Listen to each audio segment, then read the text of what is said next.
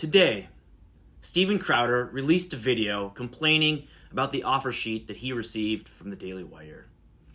Steven Crowder. I mean, even if you don't know him, you know him. He's the guy from the meme. Prove me wrong. And I know what you're going to say. Steven Crowder doesn't understand what an offer sheet is. Sure, fine. Maybe you'll say, oh, Steven Crowder just used this to get attention and drive subscribers to whatever new venture he's about to launch. Maybe. But I say he's the only one who's bold enough to take Big Con to task. And that brings me to the reason that I'm making this video today. I didn't want to make this video.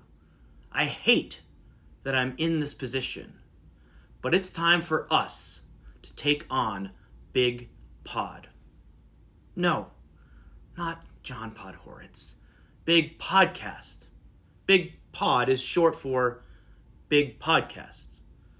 Or the Big Pod. It's cleaner. But this week, Sonny Bunch emailed Ryan Kinney and me asking if we'd like to come on the Sub Beacon. Frankly, it was an honor to join a show that both of us had been listening to since its inception. So Ryan and I came on the show. With Sonny, JVL's gone, so that effectively left us outnumbering the Sub Beacon staff. So my complaint is not the multi-million-dollar offer that we received, mostly because we didn't receive a multi-million-dollar offer. We received an offer to come on the show. But when we attempted a hostile takeover of the show, which by years, well, literally months of clear podcast law precedent, and we know this because Ryan has been reading up on podcast law, and we feel like we were in the right. Our plan included a poison pill, which I took right in front of Sonny. Turns out, I was immune to the poison pill. Look, I can take as many as I want.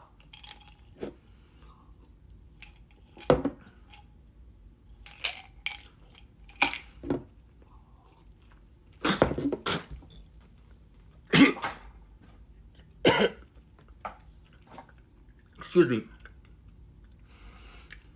We feel legally entitled to the Sub Beacon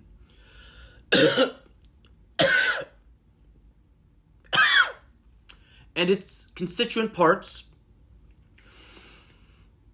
and all spin-off rights and theme park approval in perpetuity. And trust me, I know this. I know podcast law. Well, Ryan does. Well, Ryan says he knows somebody who knows podcast law. Anyway, we believe that podcast law, literally months of precedent, has put us in a place where we feel entitled to this which we were not given. And because Sonny flouted literally months of podcast law precedent by fighting our perfectly legal hostile takeover of the podcast, Ryan and I are going negative in our campaign. I didn't want to do this, Sonny, but you forced our hand. So, friends, let me ask you this. Do you really know Sonny Bunch?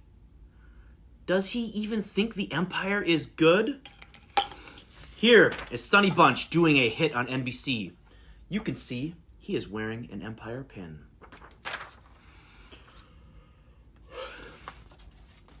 Here's a more recent picture of Sonny Bunch. Look.